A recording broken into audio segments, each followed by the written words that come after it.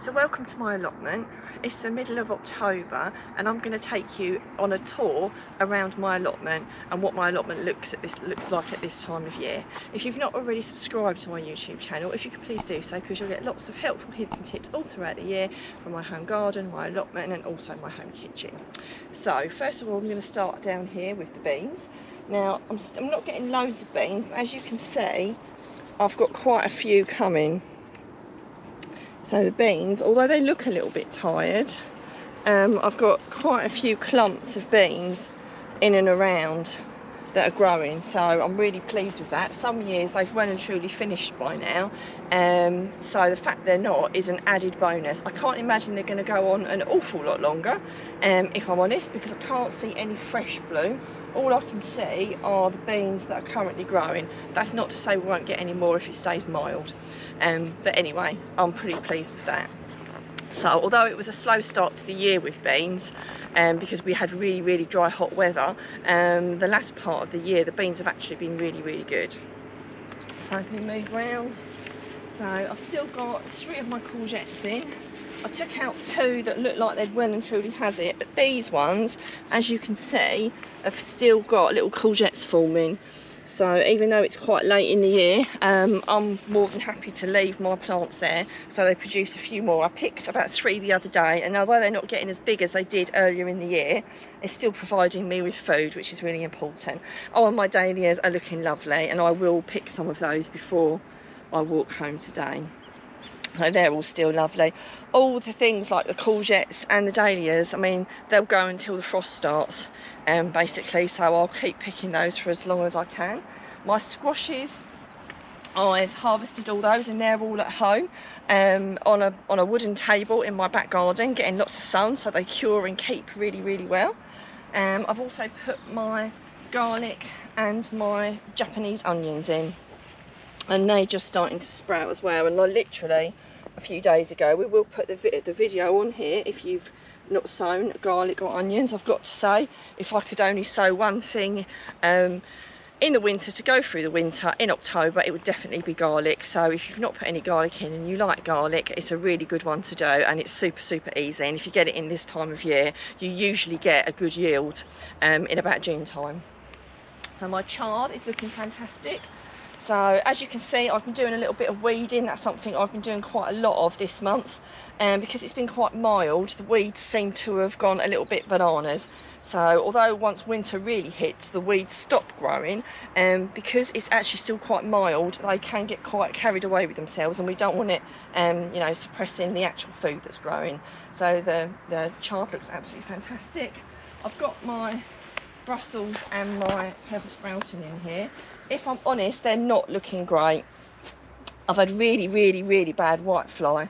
I'm hoping that I've got it under control, but we'll just have to see. There's no point me pulling them up, because what else am I going to do with the area this time of year? I might as well just have a look. They're starting to perk up and they're looking a lot greener, so I'm confident that we'll at least get a few Brussels for Christmas Day, hopefully. So up here I've got my kale, which is doing fantastically. I've weeded all around here, again just for general housekeeping, and all around my broccoli. Again, I've been picking off again today. I harvested some more off. This is the Calabrese, which should only produce 1 head, and there's still loads. I'll give them a couple more days, and I've got loads of little heads like this. I've never had such a good year, if I'm honest. Can't believe my luck with these. I don't normally. There's another one there, but I've taken a nice good handful off to take home with me, to have for dinner. So I'm really pleased with those. So I'm leaving those in, whereas normally I would probably have pulled them up by now. All the while they're producing food for me, they're staying put. A lot of people talk about putting their allotment to bed in the winter, but as you can see, there's plenty in my allotment. You don't have to grow things over the winter, but I like to feed myself all year round. And things like kale, things like chard are really easy to grow, as are the onions and the garlic, albeit you don't see them until until next year. You don't have the onions and garlic until next year. So my fruit obviously has all but finished off I need to seriously get in here, tidy it up, put some new supports in. It is looking really tatty, but I've had a really great amount of fruit this year, so I can't complain. I picked off some apples today.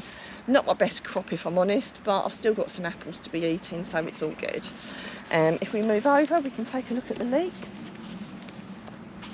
This is something I do have in my garden every single year. Obviously I start them off in February, I plant them out in about June time, and then I start harvesting them probably from about now onwards, really, from about, you know, late October at the earliest to March next year. It's a really easy thing to grow, and we eat a lot of leeks. So as you can see, the first lot I put in have swollen out more, and I will start digging those really soon. Probably going to give them another week or two, and I will start harvesting those. And the ones up that end that went in a little bit later, as you can see, they are a little bit further behind, but to be fair, still not too shoddy. They're looking pretty good, so I'm well pleased with those. So that's a really easy thing to grow. Obviously you'd have to think about that for next year. And my salad leaves are still doing really well. This was a slightly later sowing, and all depending how the frost affects these will all depend how long they stay there. So the longer the better, really, in my opinion. The curly leaf ones I find are a little bit more hardier to the cold weather, but we'll see. So I shall enjoy them for as long as I can. As you can see, I've been doing a lot of weeding around here. I don't know what happened, but the weeds, like I say, have gone absolutely nuts. So if you think it just happens to you, it doesn't. It happens to absolutely everybody, and the weeds have gone really mad. So I've been doing quite a lot of weeding, and I will continue to do a bit more. If I leave it too long, it will be too cold, the ground will start to get too hard, and then I won't want to come up here, or when I do come up here, I'll find it impossible to do anything because the ground will be so incredibly hard. So I would definitely suggest, if you've got a few weeds now, especially along the borders as well, that's another thing I've been concentrating on. If you leave the borders until the spring, they will really root in, and then there'll be a lot more hard work. Whereas if you try and lift them out now, the ground's a lot softer and it's a lot easier. I talk from experience, because there's always like a little bit that I don't manage to do, and then I wish that I'd done it at this time of the year. So it's a good time to be doing those things. I've still got some beetroot in, which I'm just gradually harvesting.